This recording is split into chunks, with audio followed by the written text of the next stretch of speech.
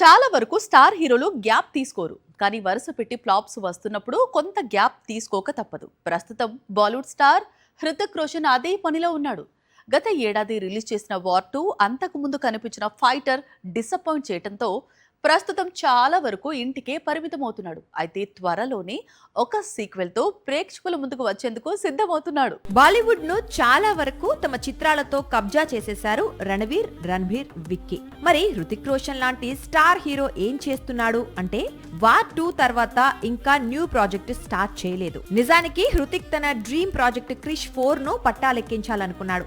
అందుకోసం తానే దర్శకుడిగా మారాలి అనుకున్నాడు. కానీ బడ్జెట్ ఇష్యూస్ రావడంతో క్రిష్ 4 ను ప్రస్తుతం పక్కన పెట్టాడు. మరి హృతిక్ రోషన్ కొత్త సినిమా సంగతేంటి అంటే అందుకు తన స్నేహితుడు సిద్ధార్థ్ ఆనంద్ తో మరోసారి చేతులు కలుపుతానంటున్నాడట. గతంలో వీరిద్దరూ కలిసి బ్యాంగ్ బ్యాంగ్, వార్, ఫైటర్ చిత్రాలు చేశారు.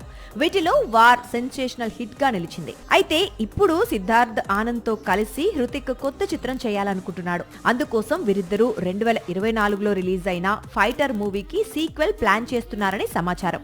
మొదటి భాగం అంచనాలను అందుకోలేకపోయింది. అయినా సరే ఈసారి మరింత గ్రాండియర్ గా తెరకెక్కించాలనుకుంటున్నారట.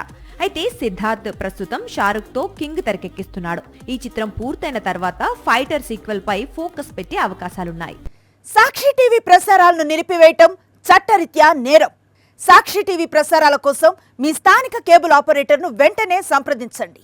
DTH లో ఇంటర్నెట్లో కూడా సాక్షి టీవీ ప్రసారాలను వీక్షించవచ్చు.